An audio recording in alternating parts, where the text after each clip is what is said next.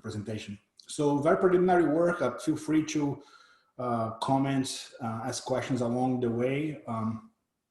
Again, your feedback is important here. So in this presentation, another thing I want to say is that in this presentation, instead of kind of focusing on the literature and other aspects of health economics and this program, I really kind of designed this presentation like in the spirit of a brown bag around the methods, right? I really want to get your feedback on the methods that we are applying.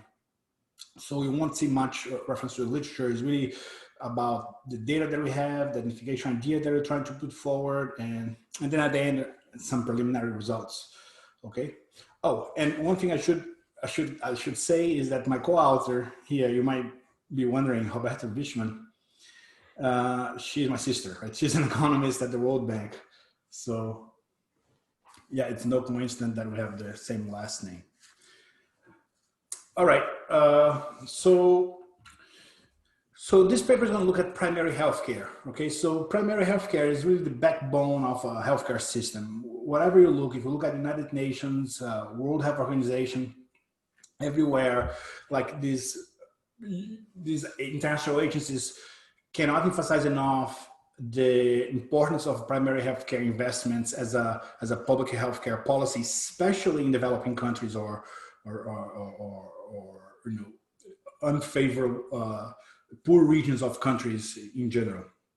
Okay, so and then when you look at primary healthcare, which is the first contact with the patient, with us, right, to the system, to a healthcare system, just you go to the doctor, right? It's primary healthcare. It's a broad array of services, and you really think like when you try to summarize the key statistic to represent the quality of this healthcare, many people look at physicians-patients ratio, right?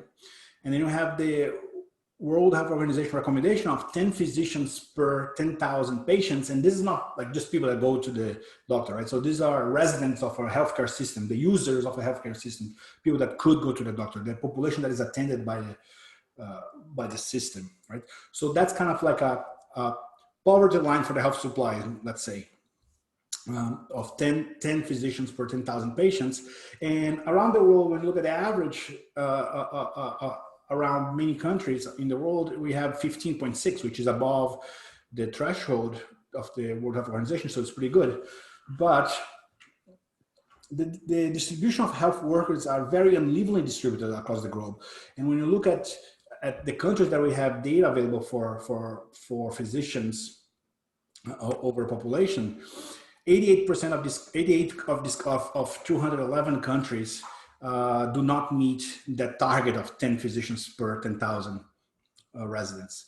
And that represents actually more than half of the world population doesn't have adequate supply access to a doctor. The supply of physicians are below the 10 threshold by the WHO.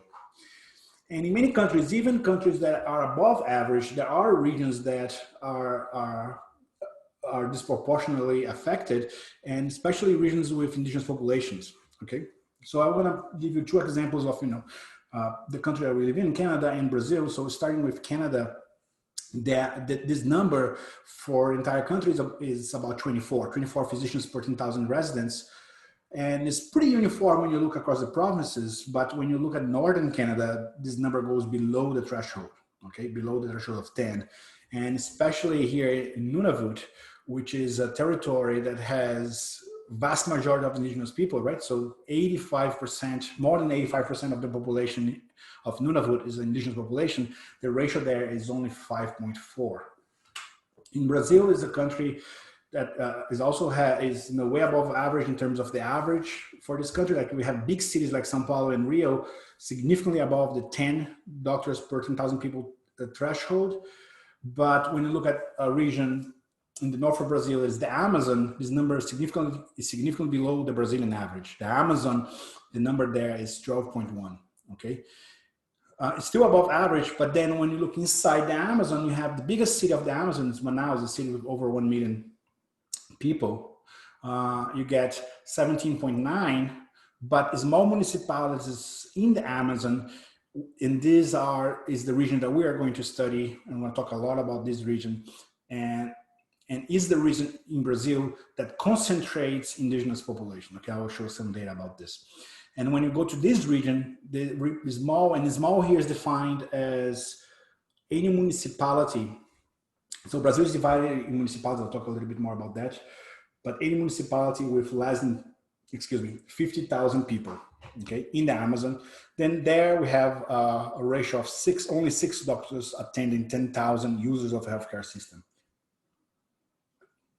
which is a ratio similar to, interestingly, similar to the one we have in Nunavut also, where there's a concentration of indigenous population in Canada.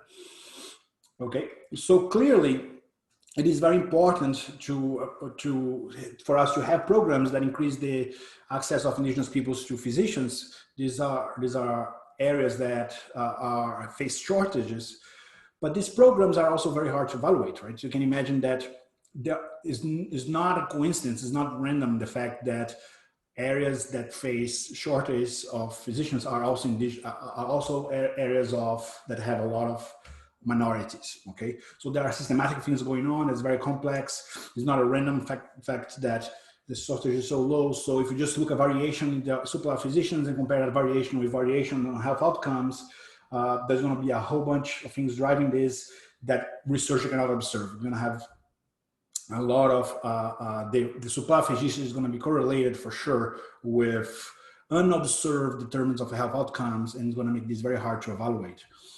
What we're going to then argue in this paper is that this program, the Mais Médicos program, offers an identification opportunity, right?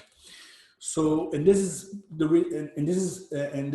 is because of the way that the program was rolled out, and also the political institutional environment of Brazil, and it's kind of, a lot of this is actually, this presentation here is kind of making a story and some data to go with it.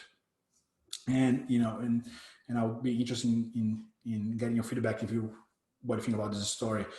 But what happened with the program, going back to the program, so Brazil was facing a severe shortage of doctors in remote, small rural areas in Brazil, not only the Amazon, but in other regions of Brazil too. Amazon was one of the severe regions, but other regions too. And there were not enough doctors. So what the doctors didn't want to just go to these rural regions. What the federal government decided to do was create a new career. Usually, the health system in Brazil is actually decentralized. Okay, so both the municipality, which is kind of the city level government, offers and manages healthcare system, but there is support from the state and the federal government. Okay, so they have transfers to the municipalities, but who actually manage the municipality, the healthcare system, is the municipalities. The municipalities will say, oh, we're going to use this money to build a clinic in this corner, not in that corner, right? So it's decentralized with the idea that people on the ground know what's best for their population, okay? But Brazilian doctors were not just going, I actually have friends that finish medicine, and they would go to the countryside, work for a year just to get started and then leave, right? So it's very like turnover is really high in small cities and all that. So the program created a federal kind of managed, in partnership with the municipalities, position that's called Doctors of the More Doctors Program, right? And they would pay higher than average salary level of the program, and the idea is just attract doctors to this place that were affected by the shortage of doctors. The thing is that they were not able to attract enough Brazilian doctors, and then you had this idea to open up this for foreign physicians. Okay, so there were public calls for anyone on the freaking planet, right? If you want to come here, we want you. Right? And you would go to the website, you would apply, and you go. But that only happened after there were many waves of many calls for Brazilian doctors, and after many doctors were already kind of being allocated to the cities, okay, being decided. And so what happens is that these foreign doctors that are being allocated are then being allocated to this residual demand. Okay, so that's just for now. That's the only.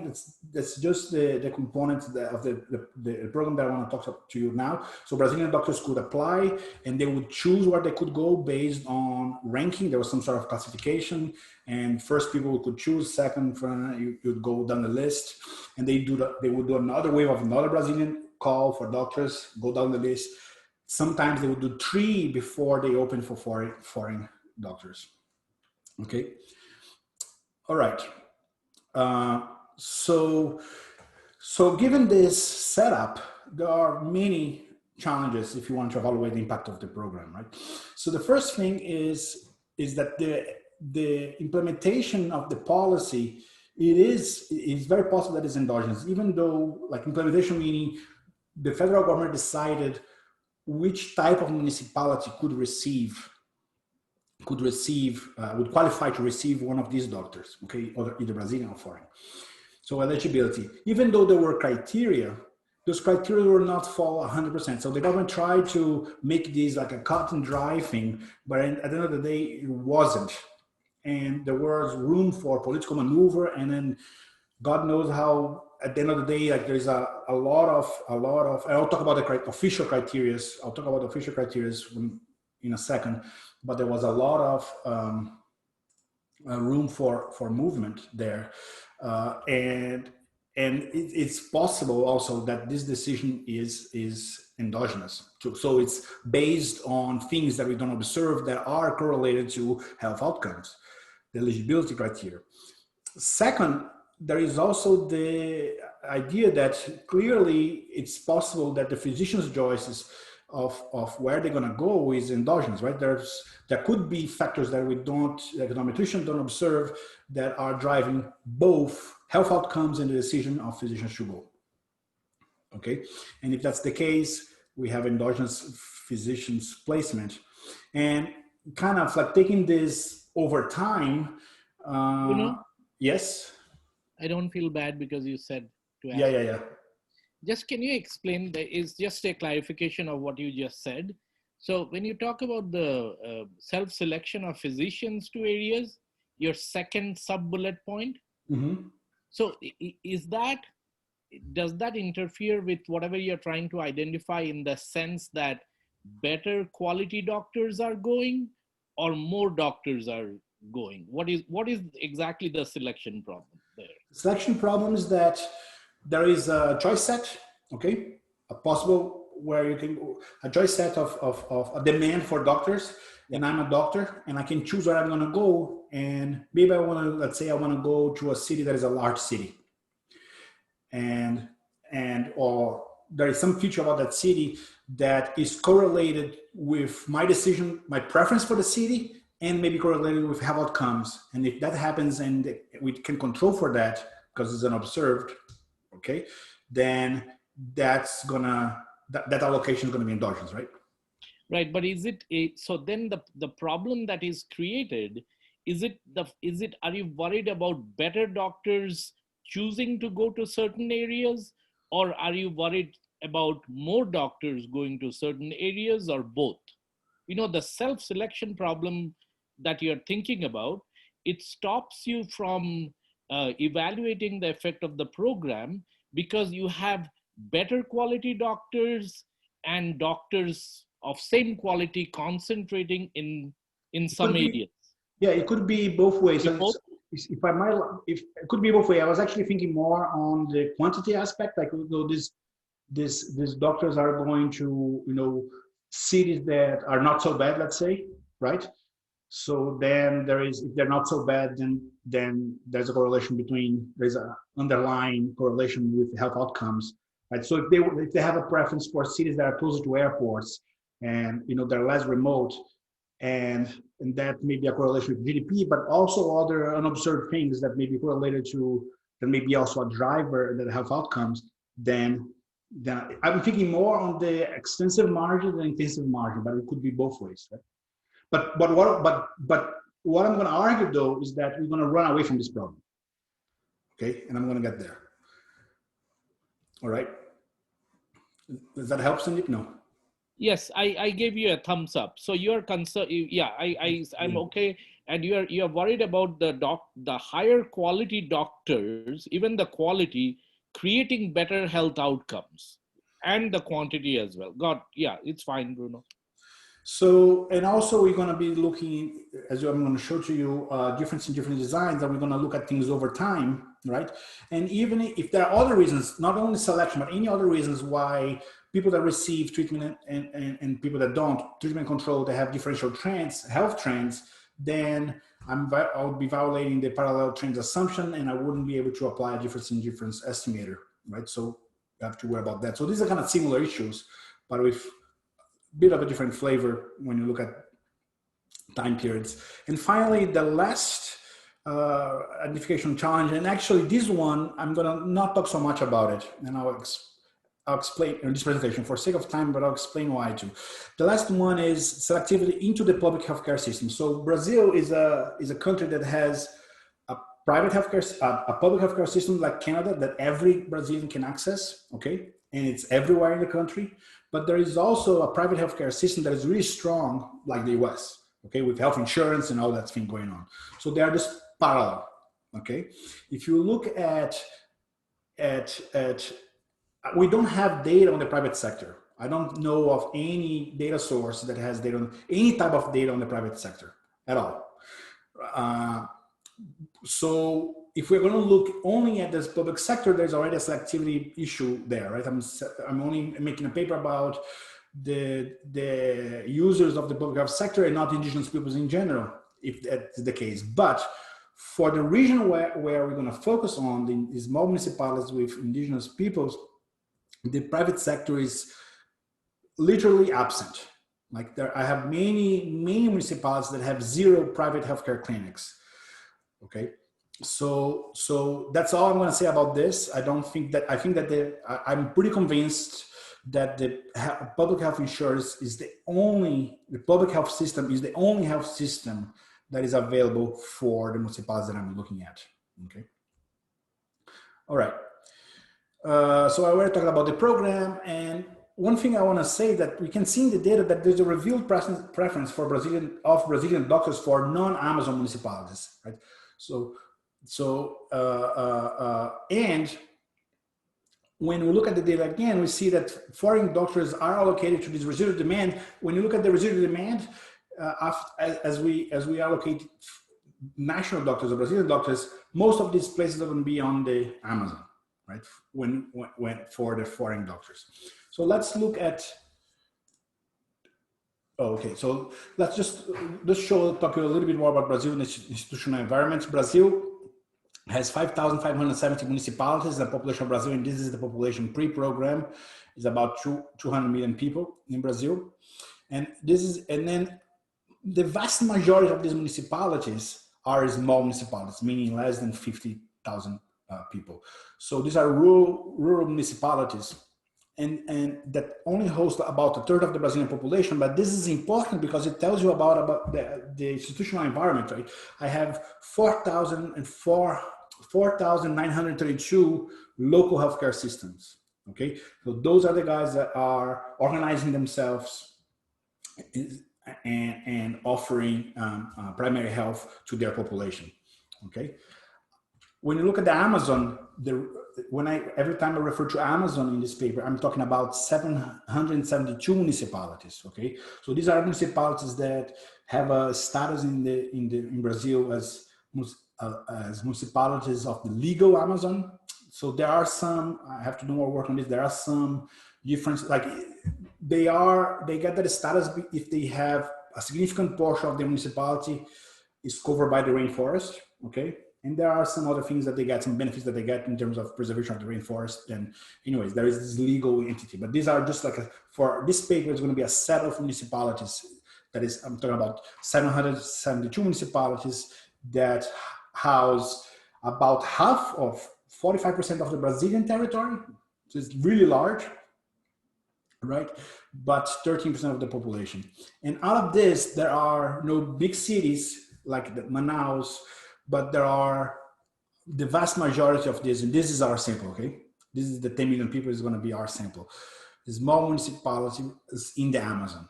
Okay, so these are the places that we're gonna examine, and these are the places that I want to show in a second have the majority of indigenous population, and we're talking about 5% of the Brazilian population that lives in these conditions. Okay, so these are remote, indigenous, very poor municipalities. Okay, so Brazil has about 800,000 indigenous people, the indigenous population. That's kind of half of Canadian indigenous population. Is only 0.4% of Brazilians, but the vast majority of this population is in the Amazon and in small municipalities in the Amazon. So while on average 0.4% of the population is indigenous, that number is 3% for the region where we're going to study, the small Amazon. I'm calling this the small Amazon, and this is the highest in Brazil. This is the high in terms of density of indigenous people or share of the population that is indigenous. This is the highest of Brazil, 3% of the population of these regions. And okay, and then this is the program. So in the program, in the first wave, well, it's kind of here we have kind of two waves, but the first year and a half of the program implementation, there was a demand for 14,311 doctors, and the small municipalities of the Amazon got 10% of this. So the important numbers to compare here is this 5% of the population in the small Amazon got 10% of the placement. Okay, so the program had indeed a vector, right, that was favoring indigenous health. And actually, I kind of skipped that. Let me go back real quick. I should have talked about that here. I kind of skipped that. One of the explicitly the program was saying that the Indigenous Special Sanitary District is the healthcare program that attains the indigenous health. There was a healthcare program this is the name of the structure of that program that was designed in Brazil before the more doctors, right? So this is the Brazilian public health policy for the indigenous people to bridge the cultural gap and target the demands of this. So there were like doctors specialized on this type of medicine and infrastructure that was created under this type of medicine. So every municipality that was part of this program, which is many or most of our municipalities, they were eligible for the program. In fact, I believe that all of the municipalities except like 3 would fall under one of these categories. 3 of the ones we are looking. Okay. All right. Okay, we did all this. All right. So when it comes to what the idea that we're going to argue is that when it comes to allocation of these foreign physicians, not the Brazilians but the foreign physicians, the allocation is quasi-random. Okay. So and what is the argument here? We have a large but homogeneous region. Okay, so this municipality, geographically it's a large region, but these municipalities are really like unobservables. Okay, when you look at that region, we also have, I already talked about this, is a region where private health sector is effectively out. And the fact that foreign doctors had to be allocated to the Amazon because the Brazilians are not going there, and I'll show you the data to back this up. But it is important to also describe a little bit about the institutional environment under which the program was implemented, which is that many Brazilians, especially the medical association in Brazil, the medical community in Brazil, thought that this program was really rushed. Like this idea of allocating foreign doctors was kind of done to remediate like a failure, and the program couldn't do what the program was designed to do with the Brazilian doctors. Like when you think about if it was the program rushed or not, like for example, the program went to the house. When the program went to the house, there were already Brazilian doctors that were selected. The program was not even formally passed in the house, but the selection was already kind of happening a few waves, right?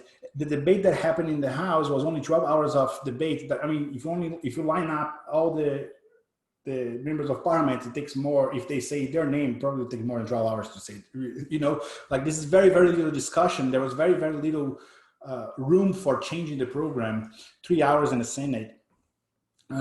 And also they opened, so look, another thing is that they had a call for Brazilian doctors, they could come. Another call for Brazilian doctors, they could come. There were like 3 calls for Brazilian doctors, they could come. They opened up a call for foreign doctors, and the doctors would then come and apply and choose where they want to go, okay?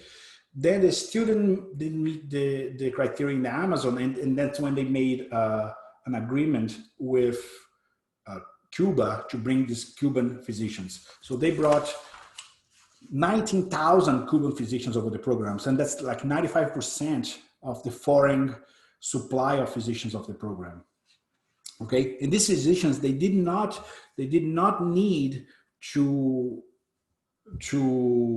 pass the same test, the accreditation, the bar exam, right, that the Brazilian doctors needed to do. So there was a sentiment from the Brazilian doctors that this was unfair against the class, right? And here I have a little video just to show you. I guess I'll show you this. So these doctors would arrive to Brazil, and how the Brazilian doctors would welcome. Like, and I warn you that if you know Portuguese, this is gonna be really aggressive. So you're gonna see here foreign doctors arriving in Brazil, in the reception and protests from Brazilian doctors.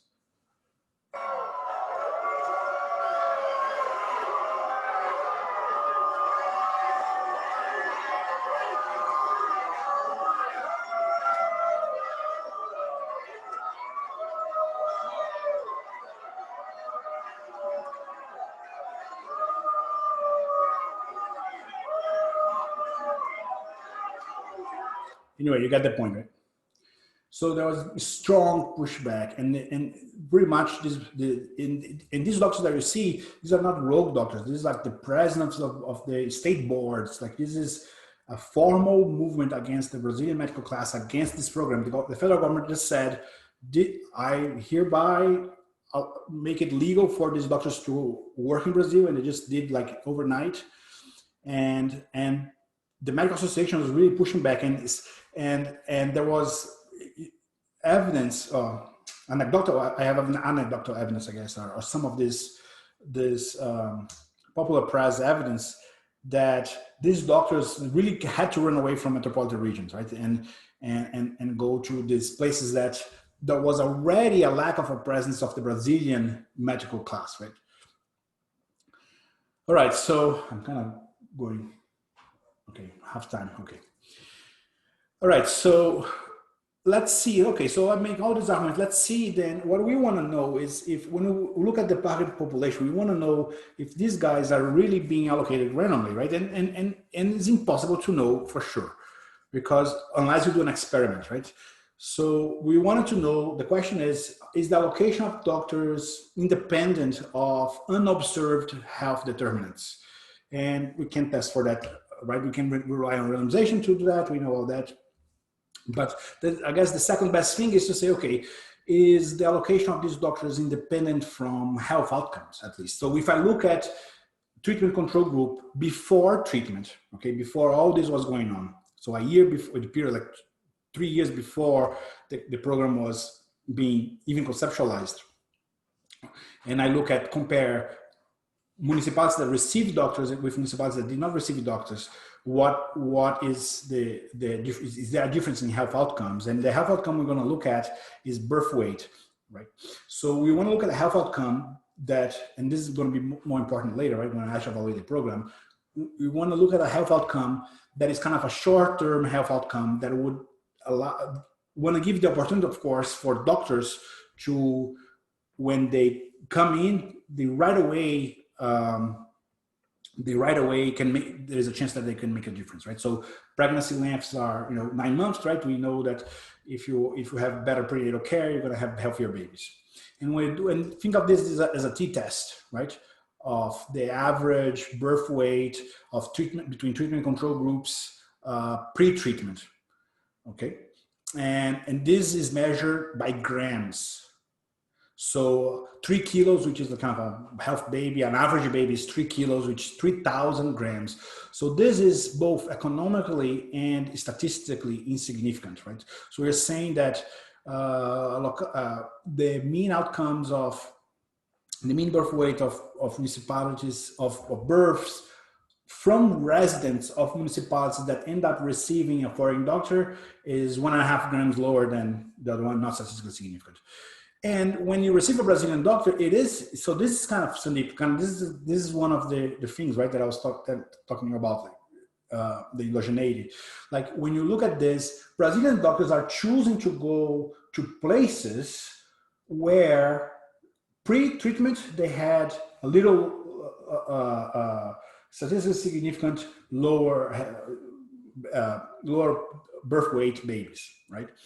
So, and you know, we can hypothesize why this is. Maybe it's the fact that the few Brazilian doctors that went are like these passionate doctors, let's say. We don't know, I'm just speculating. One of the possible reasons could be that they are selecting themselves into the low health outcome municipalities because they want to make a difference, let's say, right? Yeah, Bruno, since you said my name. So this also is the first one, right? Endogenous program placement. This is also because these foreign doctors are being sent to areas where the health status is lower. Would you agree? Compared to areas that did not receive doctors, if I compare to the entire country, yes. Yes, so that, you know, so these Brazilian doctors are going to places where the birth weight is -5, less than the Brazilian doctors, yes. Right. So this -5, you said that, okay, you had shown us those slides on self-selection. You're saying it's because of self-selection. Maybe they want to do good in bad places, but it is also the point you made previously on that slide, that is endogenous program placement. They are being sent to these areas. Is that still true? Not for the Brazilians, because they choose. For the Brazilians, but the program itself is not all over Brazil, right? The program is all over Brazil, but it's all over Brazil. Like out of the 5,570 municipalities of Brazil, like more than 4,000 were eligible. So the demand for the program was pretty much everywhere. It's also, okay. I mean, there is that, right? Right. So the control here that you're looking at is they were all eligible, but this is only where the Brazilian doctors went. Okay, I got it. Okay. Yeah. And again, and this is problematic, and I'm using this to just say I'm not going to look at the Brazilian doctors. Okay, that's kind of, I'm going to look at these guys, but I'm not going to look at these guys. And let me show you this. This is going to make more sense. This is kind of, I should probably put this slide earlier. But this is the region where we're studying, okay? So the program demand, this is, you know, the municipalities asked for 1,400 doctors, okay? And this is there from day one. And then the doctors start coming, right? So this is the rollout of the program. So this is the stock of doctors month to month. So you can see that in the Amazon, Brazilians didn't go. Only 5% of the doctors that went to the Amazon are Brazilian doctors. Only 5%, okay? The vast majority is foreign doctors. Also, notice that the supply is not enough. I have a demand that is higher than the supply. So if I add the total supply of doctors is going to be 1,383, right? So these guys plus these guys. That is 95% of what is out there. So there is still a demand for, in the first wave, right? There is still a demand for doctors that were not satisfied. There were municipalities that just didn't get the doctors, okay? And I'll tell you more about what the control group is, but of course, these ones are going to be in my control group. When you look at, to contrast this, when you look at outside of Brazil, there's way more proportion of Brazilian physicians, and they kind of are allocated first, right? Okay, so this here, the foreign doctors for the rest of Brazil is only 83% of the total supply, as opposed to 95% here. So 83%. And the total supply of doctor almost meets the program demand, is 99% of the program demand. So you can see that there is a lot more a higher demand and a pressure to get doctors into the Amazon here than here. And the pressure to get foreign doctors and the supply had to be, here really come from foreign doctors, not Brazilian doctors. Okay. Bruno. Yes. I have a clarification question. So you mentioned first that these doctors were mostly coming from Cuba, right? Yes. But the language in Cuba is different than in Brazil, right? Yeah, the doctors came from, actually they came from 58 countries. None of the countries other than Portugal speaks Portuguese. Yeah, but most of them, then it is reasonable to say that most of them did not speak very well Portuguese, right? Yeah, they did have to pass a Portuguese test, and they also had a training, 160-hour training that was done online that you could do at the job, right, in the computer. Okay. Do you think that these doctor would be on average slightly less qualified than the Brazilian populations of doctors? Because of the language. That's a hard question. And if you ask any Brazilian doctor, I would say, I would bet that 99% of the Brazilian doctors would say yes. They would actually say that the whole thing there was really, really strong pushback. They didn't like this at all. I mean, they would say yes. I don't know, right? At the end of the day, we are only looking at doctors of the same qualification. Okay. Yeah. No, but it's clear that doctors all over in the world in countries try to protect some kind of monopoly that they have. So whether Brazilian doctors are seeing this is not surprising. However, it's unclear whether it would be a real problem to have physicians who don't speak well enough the language. And I have a friend, about my friend Philippe, that his name is Philippe, right? That he has a clinic, a private practice in Brazil. And he told me many times about patients that came from the countryside to his clinic, and he disagreed with the diagnosis of the foreign doctor, and he didn't think that there was a sufficient oversight to make sure that these people in the countryside were oversight by the government to make sure that people in the countryside were actually attended had a quality level. Anyways, but that's a discussion that I guess once I get to write this paper, I should address that. But at this initial point, I have more doctors, and they are all of the same quality when they get to the Amazon. Right? Just a closing point on that, Bruno. Are these guys, were they employed, or were they unemployed in their original countries? This was a huge wage increase for most of these doctors. For the vast majority of these doctors, it was a huge wage increase. Huge. It would be like an 8-fold wage increase. Okay. I don't have the exact numbers, but I do remember calculating that before and seeing that before in other papers. That's good, Bruno. Yeah. Okay. All right. Data from a whole bunch of public available data sources. The specific information about the program and the rollout of the program, where the doctors went and days that they were allocated and the days that they left, all that we obtained through direct contact with the Ministry of Health via this access of information law in Brazil that they are supposed to consider seriously any request for information. We actually had a formal request done under this law, and we got the data. Okay.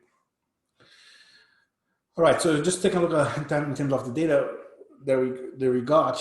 So we're looking at, for the entire country, almost 20 million births. Right. So we got the micro data. These are the observations that I know the race. There were 2%. Is it 2% of observations that they didn't have the race information, so I couldn't use? Okay, but the vast majority of the vital statistics that we received had race information, so we can compare indigenous and non-indigenous. In the Amazon, we're talking about, so those 10 million people in the Amazon, that were there in the pre-program,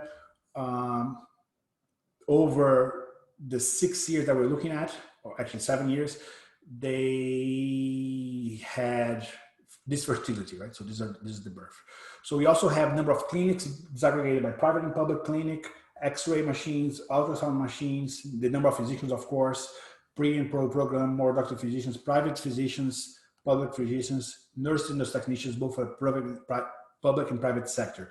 So we do have some information of the health infrastructure. We have information of the health infrastructure in the private sector. We just don't have, because that is regulated by the federal government, because they want to know what's the overall picture, and then they do use that to decide policy too. But we don't know anything about the demand for health service in the private sector. Okay. All right. So we're going to look at two different specifications. One is a event study specification, where you just normalize time, and 0 is the time that the doctor arrived at that municipality. In time here, I have actually daily data, right? So I know for every day who was born, and I know the day that the doctor got to the place, but I'm aggregating up to a month. So this time here is going to be a month, okay? And we're not going to use the micro data, the disaggregate data, because I observe the births of a person of this race at this day, okay? But I don't know, I know where they live, but I don't know if the doctor that they were, a specific doctor that they were located to. I know that in that municipality, I know the stock of doctors of the entire municipality, okay? But I don't have a match one-to-one on the microdata. So the variation here, if I did the microdata, would be individual level variation on a program allocation for everyone that wasn't that, all those births that wasn't that municipality. At the end of the day, my point being that we would be comparing average weights of controlled treatment anyways, right? So to reduce noise, we aggregate up to the municipality level, okay? So this Y is going to be a health outcome or a health input. I'm going to talk about health inputs too, if I have time. Of municipality I, average health input of municipality I at month T, okay? And again, this T for this specification is normalized such that 0 is the day that they receive the doctors, because as you saw here, these doctors are coming, right, at different time periods. In different, so I have time variation and cross-sectional variation, but the event study design will normalize that, right? And I have control treatment. And then here I have a standard difference in difference specification, okay? All of our models will have municipality fixed effects and month by year fixed effects, so every time period has a fixed effect.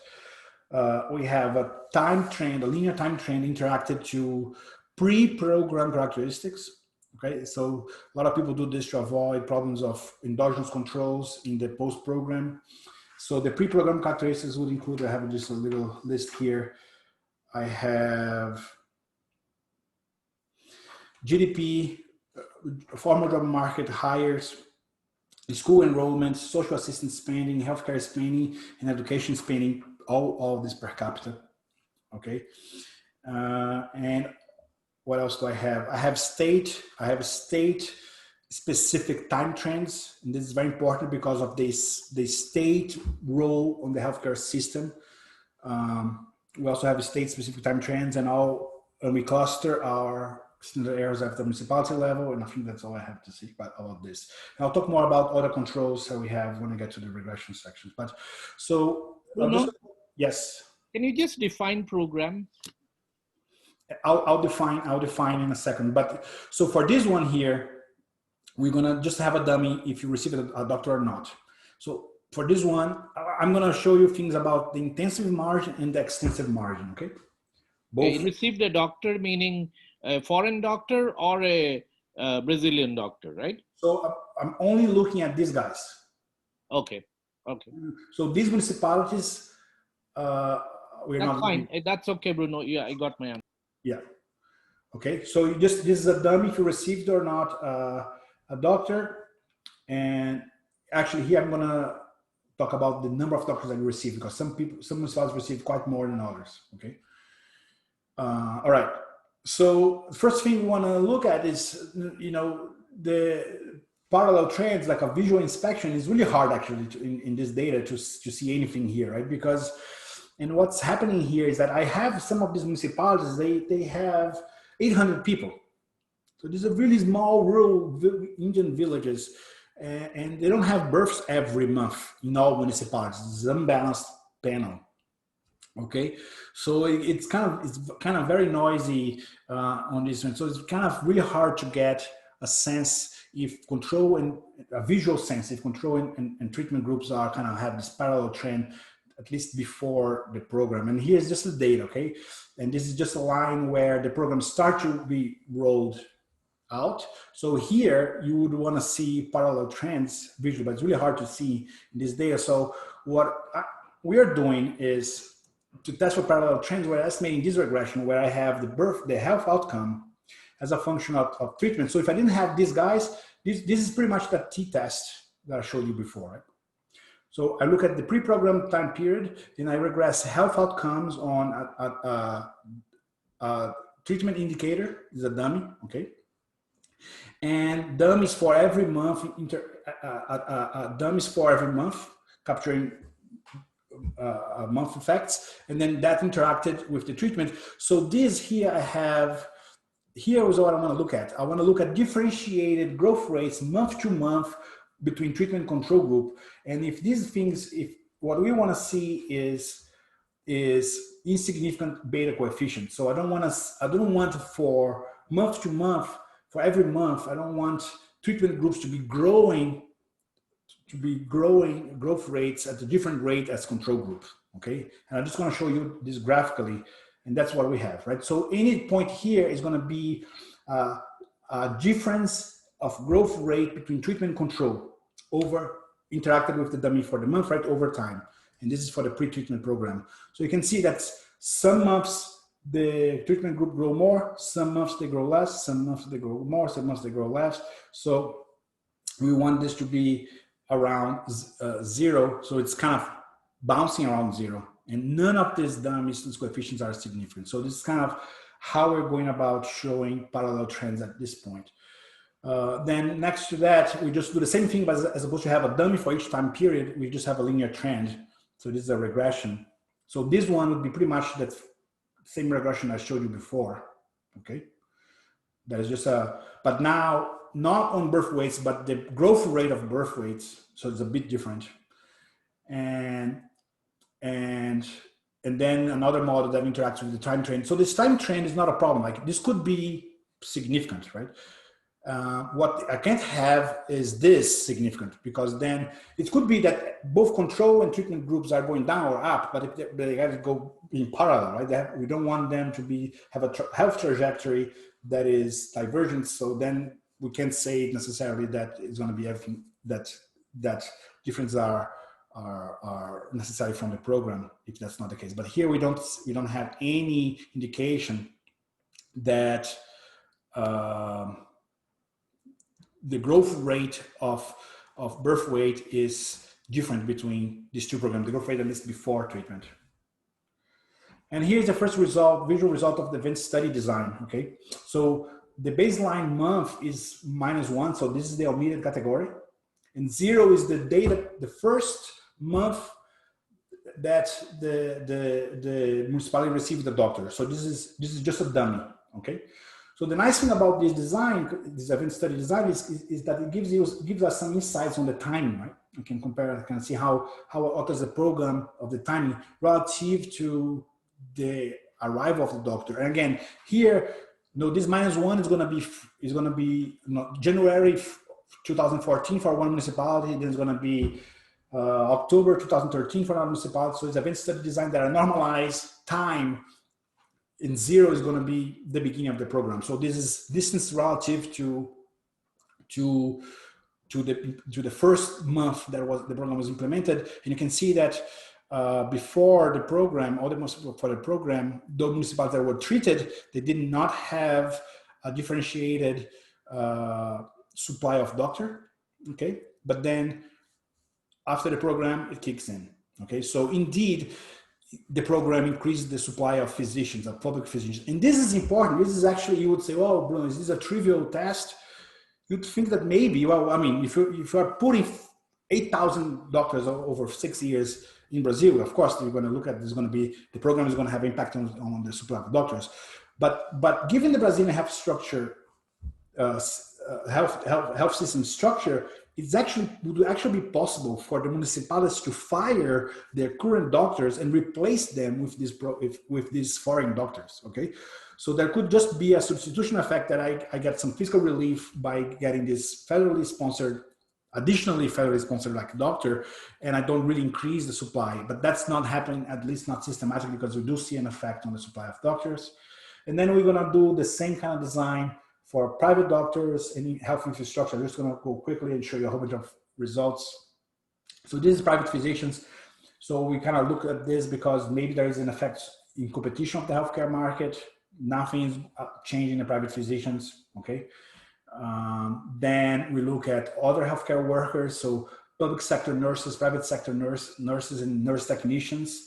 So, I mean, very noisy for the public sector.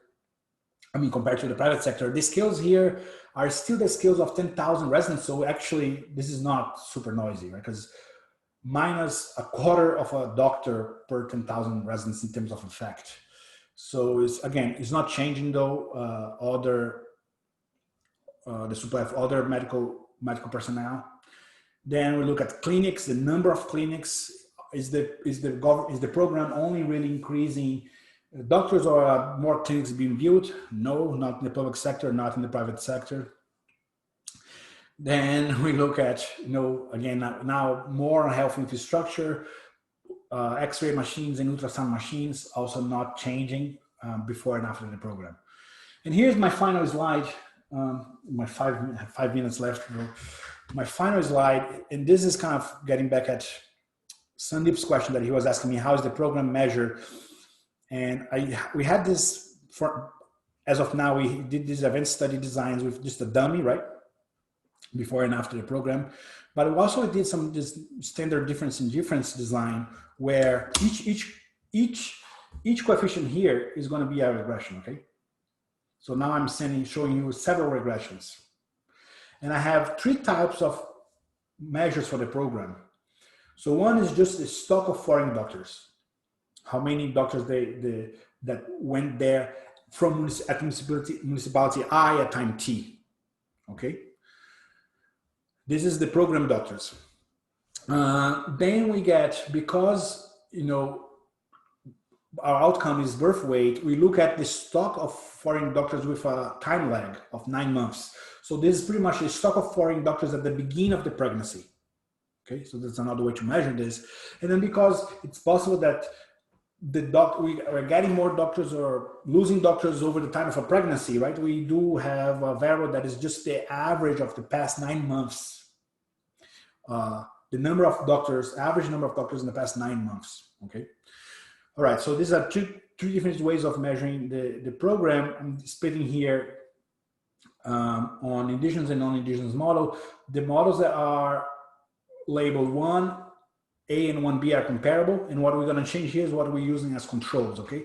So for controls, we have models with parents characteristics, so that's going to be education of the mother.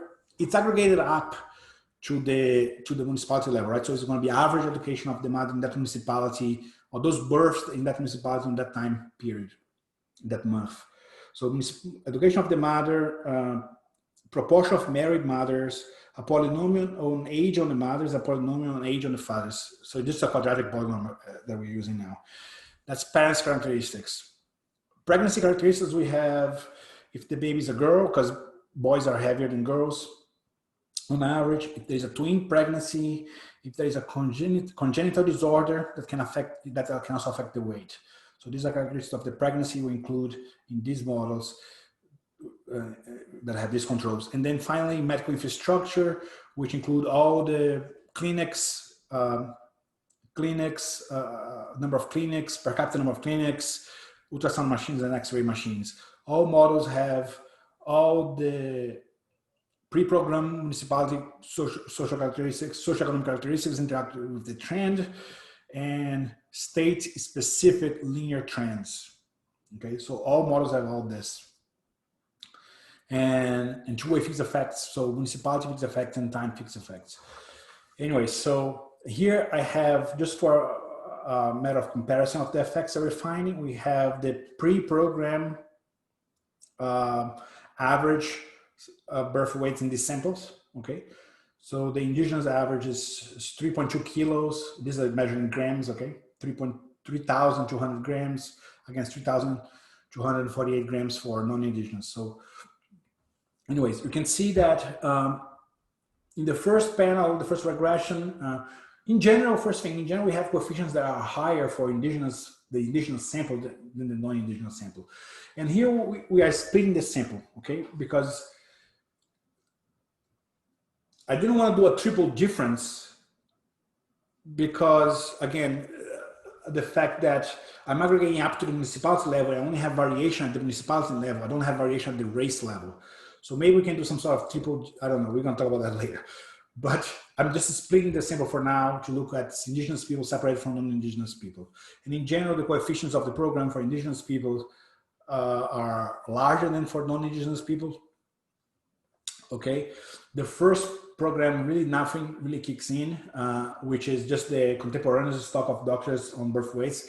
We kind of wouldn't expect necessarily that more doctors now that I'm already delivering, if it's going to make a difference.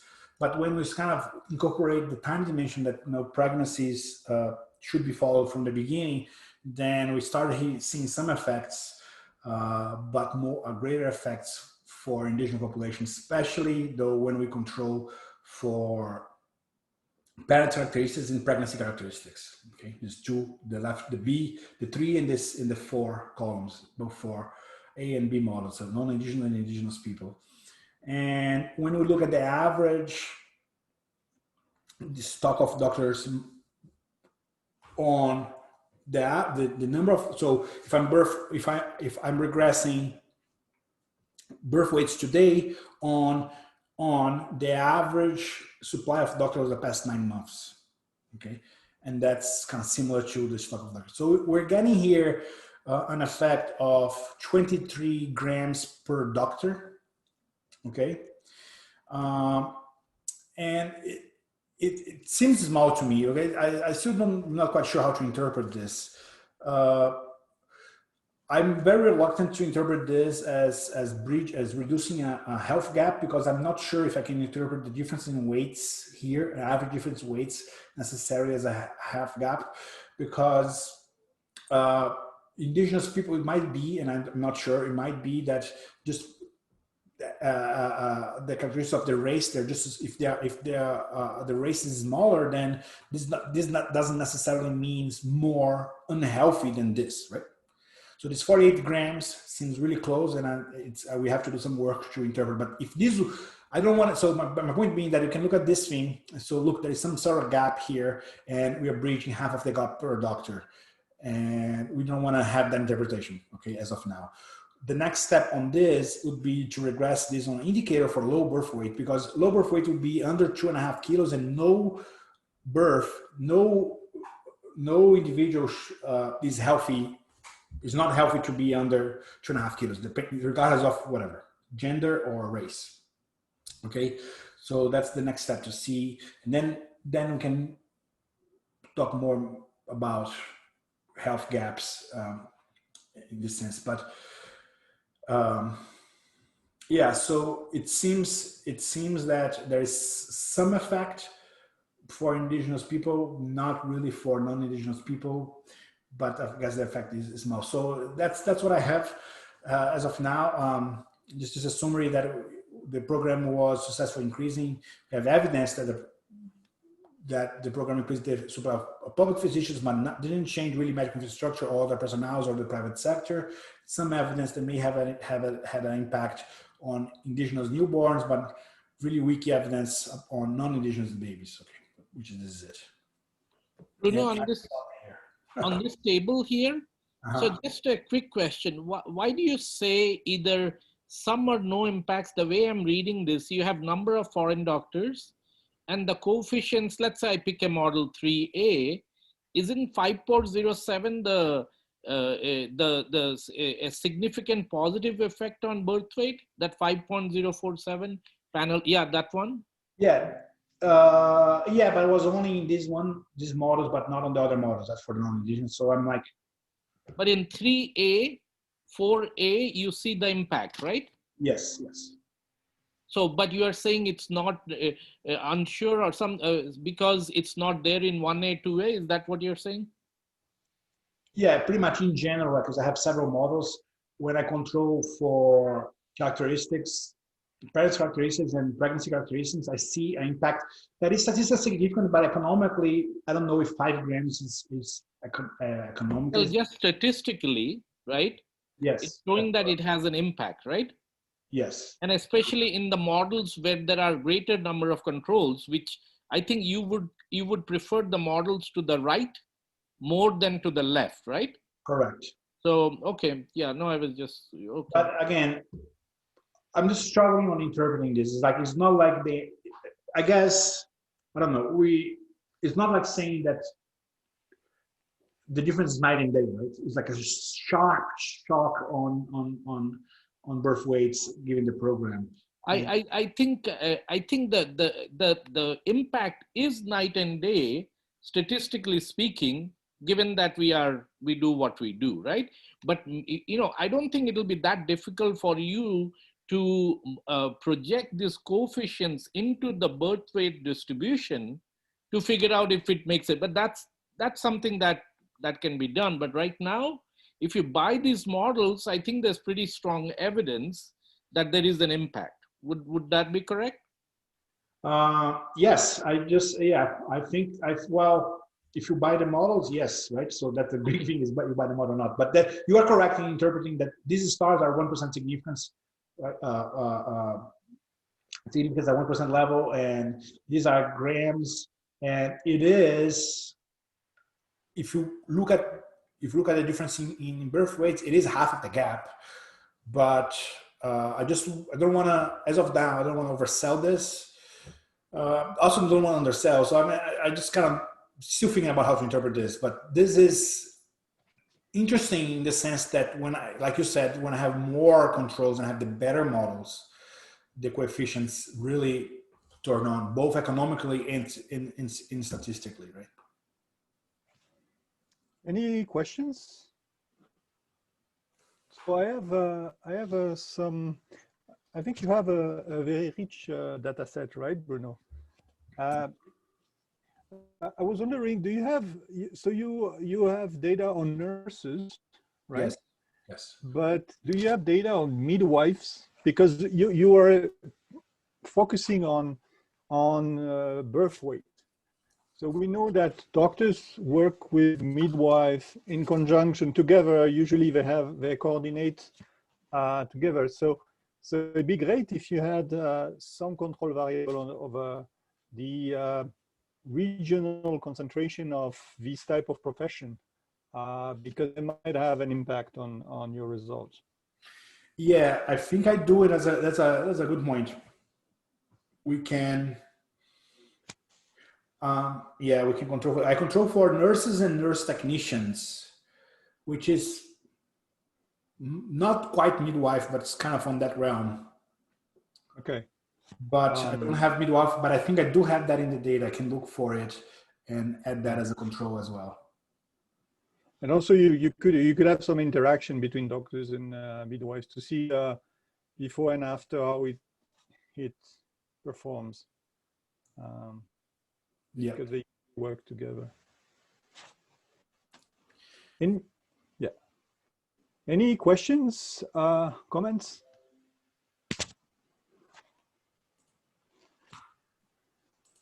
I'll go after a little bit.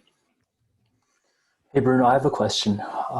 Have you considered taking a look at parents, mothers who have had children before and after the doctor's mice medicals started, to see the difference between their kid before and then the second one?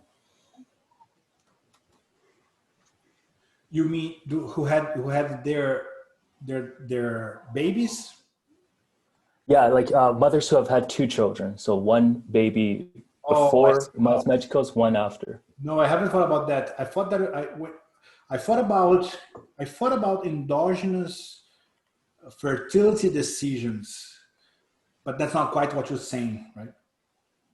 But one thing that I want to do is I want to look at pregnancies that started before the doctor arrived, but that were followed by the doctor once the doctor arrived, right? So that would be kind of completely, the fertility decision was exogenous to the program, because you could argue that there could be endogenous fertility decisions. Once that all these doctors are here, now I can have babies. And, Baby. but you were saying is seamless. I don't know. I don't know. I don't think my data allows me to do that though, because I don't think I have a mother indicator. I have only if I do, not even with twins, because I only know if that baby was a twin or not, but I can't link a child to a mother, right? I know the mother age and the education of the mother and the father, and I have information, but I can't identify.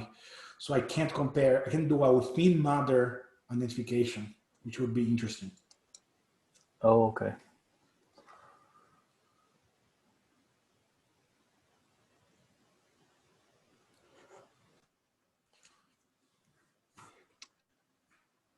Any other question? Don't be shy.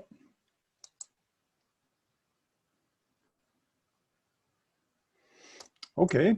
I have a question. I just said I'll go at the end. Can I? I also have Yes, please go ahead. I'll go. Jericho? Yes, hi. Thank you, Bruno. This was a really interesting study.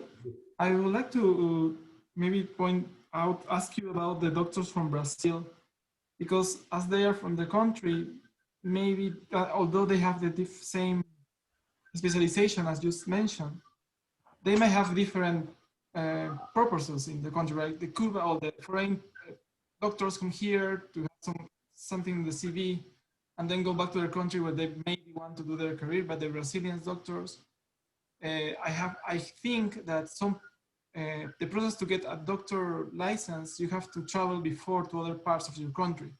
Maybe they already were in the Amazon. I don't know if there's a way to see that they could explain that when they were, before they got the license, they had to be there as residents, I guess, like in rural areas.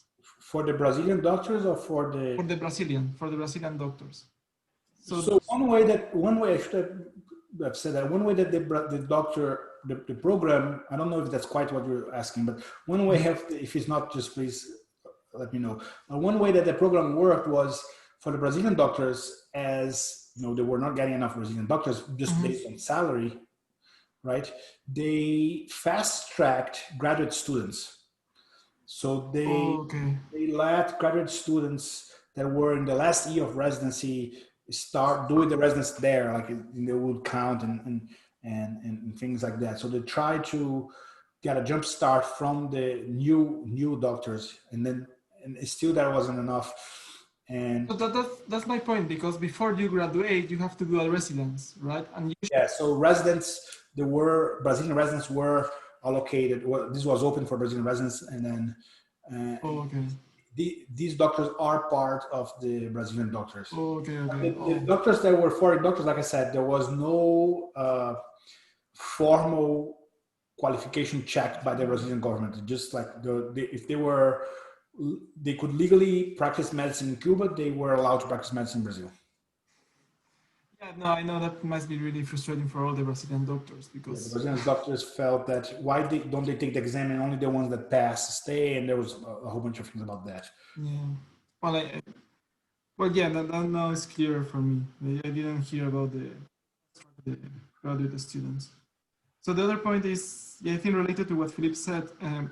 Do you know if there were sexual or health programs or for mothers, particularly in those Amazon small municipalities, that could actually explain, or maybe, because I think like these doctors they arrive as generalists, right? They are general doctors and they treat every patient there because they might be the only one.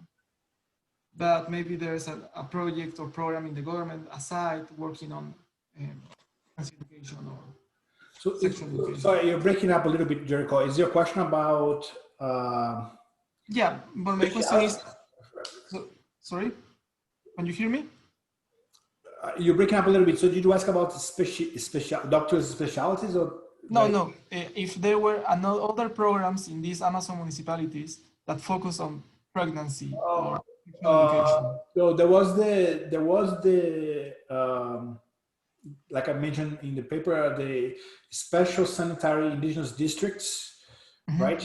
And so the people were, that's a program targeted to indigenous people, but that's information that we include as control. In fact, that would be picked up by the fixed effects, but yeah, there's only that. But we're talking about a massive increase in the supply of doctors, right? So I don't think there was nothing else going on at that time.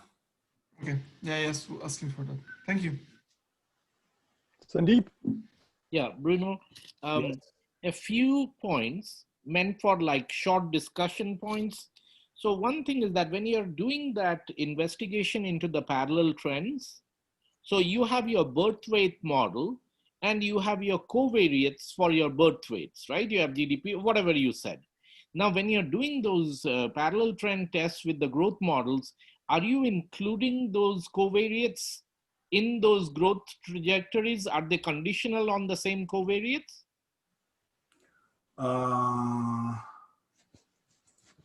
Let me just look. I believe no. So that might be something you want to look at, that the exact same covariates that you're including in your model might be good additions to the parallel trend investigation that you have done. Okay. I just lost my presentation. Sorry. Where's the presentation? I have a note there. I don't think I have the controls that I had on the bottom of that table there. I have the municipality controls, but not the mother, pregnancy mother and infrastructure controls.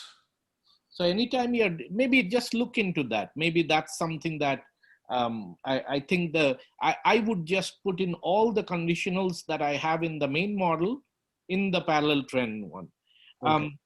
And then when we were talking about the models, the final table that you have, I would think about combining for several of the models. For instance, can you combine panel A, let's say 1A? If you're looking at model 1A, panel A and panel,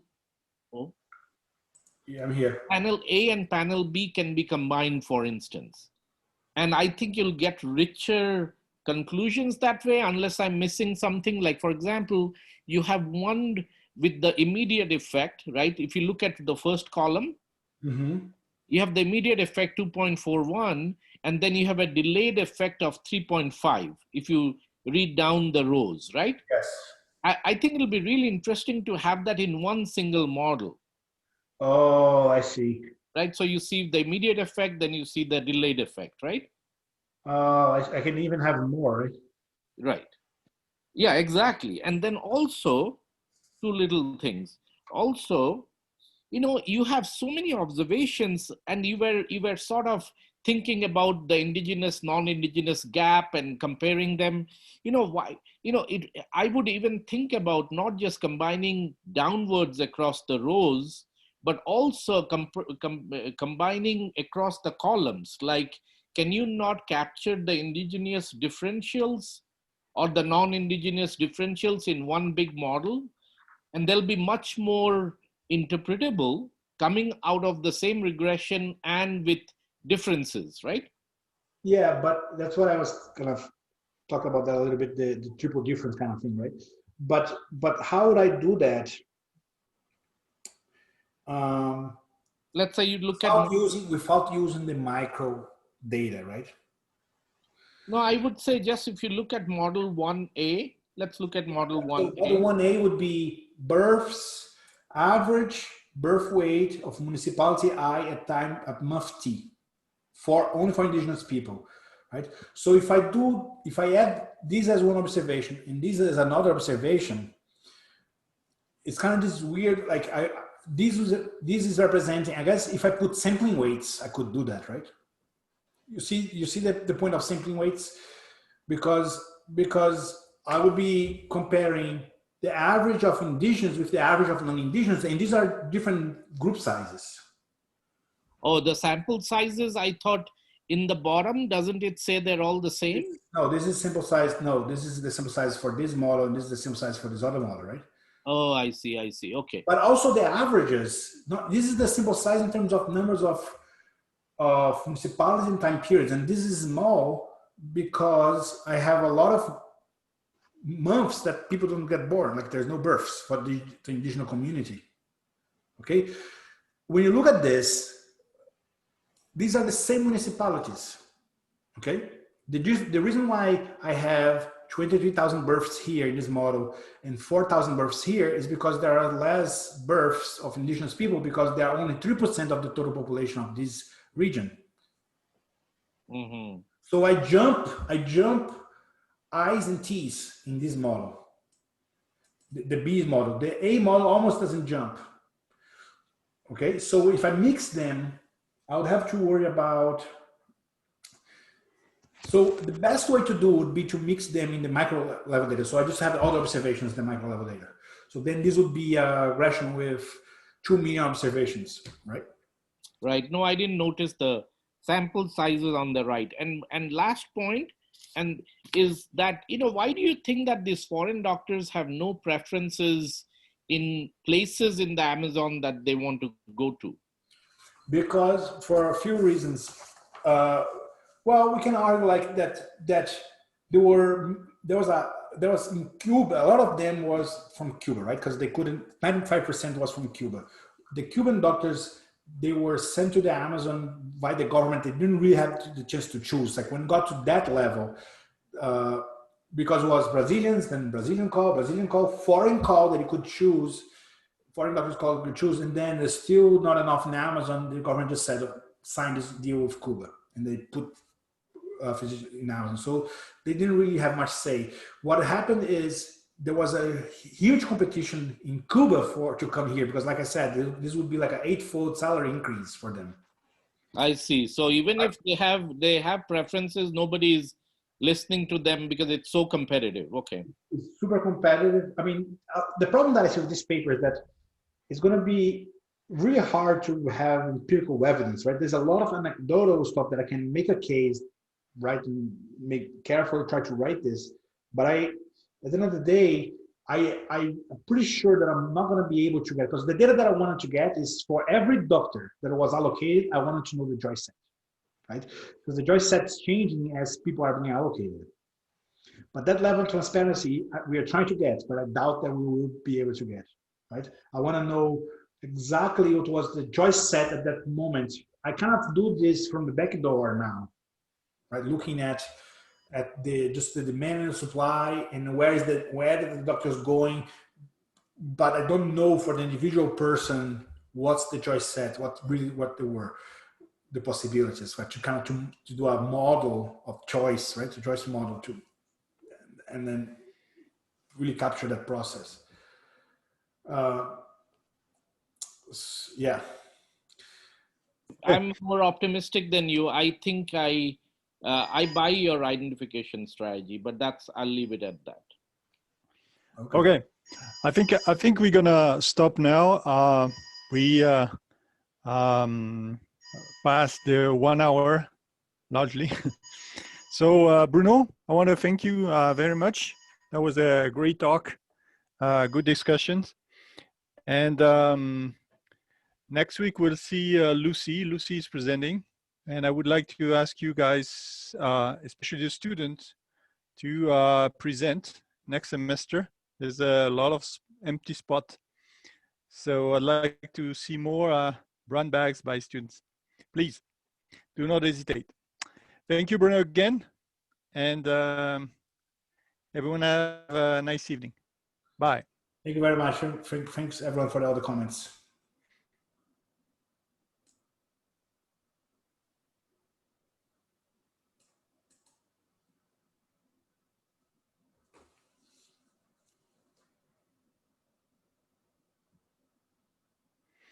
Hey, that was good, huh? I think, well, I got interesting comments. Yeah. It was really good for got some interesting ideas that I can check. But yeah, I feel, yeah, July